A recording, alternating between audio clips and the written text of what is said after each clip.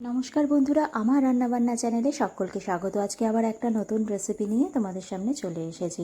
Title আর thumbnail দেখে বুঝতেই পারছো আজকের রেসিপিটা কি।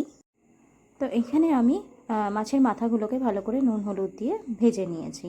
আর ফোড়নে কী কী দেবো সেটা দেখে নাও। তেজপাতা, শুকনো লঙ্কা, আর যেহেতু কাঁচা লঙ্কা দেবো রান্নায় সেটা নিয়েছি। আর এখানে নিয়েছি তো তোমাদের আদা বাটা।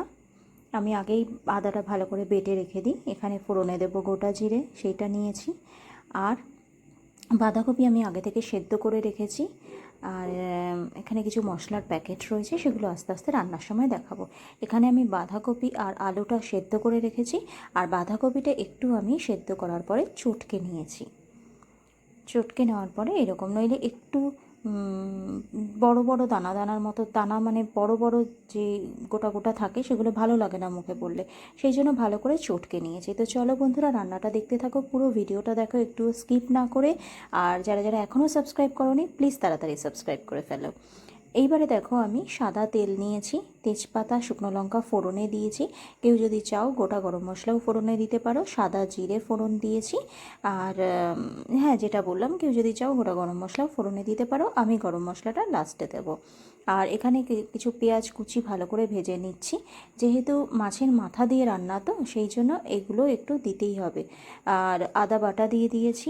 তোমরা যদি কেউ রসুন বাটা দিতে চাও রসুন বাটাও দিতে পারো, তবে আমি এখানে রসুন বাটা দিইনি। তো ভালো করে দেখো মশলাটাকে আমি কষিয়ে নিচ্ছি। দৈনন্দিন যে মশলাগুলো দিই সেগুলোই দিয়েছি। পরিমাণ মতো হলুদ গুঁড়ো, জিরে গুঁড়ো, ধনে গুঁড়ো, আর গরম মশলাটা তো আমি লাস্টে দেবো বললাম। তো ভালো করে মশলাগুলো দিয়ে পেঁয়াজটা দিয়ে ভালো করে কষিয়ে নিচ্ছি। এরপরে আমি কি দিই সেটা দেখো। আর পরিমাণ মতো নুন মিষ্টি তো দিতেই হবে। আর এরপরে আমি বাঁধাকপি আর আলুটাকে দিয়ে দিলাম। আলুটা আগেই সেদ্ধ করে নিয়েছি বলে রান্নাটা কিন্তু খুব তাড়াতাড়ি হয়ে যায়। আলু যদি তোমরা আগে থেকে সেদ্ধ করে নাও তাহলে কিন্তু চট জলদি রান্না হয়ে যায়, আবার তার টেস্টটাও অন্যরকম। আর যদি কাঁচা আলু এমনি নুন হলুদ দিয়ে ভাজো সেটারও টেস্টটা কিন্তু অন্যরকম।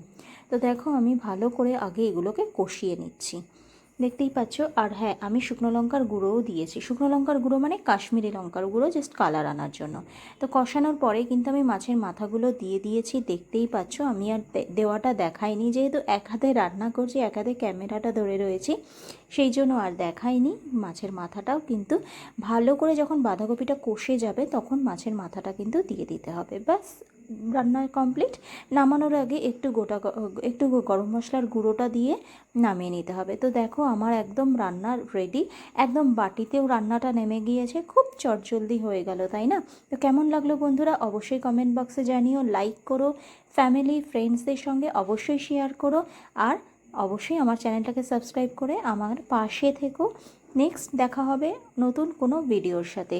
আর যারা যারা এখনও সাবস্ক্রাইব করোনি প্লিজ তাড়াতাড়ি সাবস্ক্রাইব করে পাশের বেল নোটিফিকেশান আইকনটা প্রেস করে দাও। কেমন লাগলো জানাতে কিন্তু ভুলো না। তো আজকের জন্য টাটা, নেক্সট দেখা।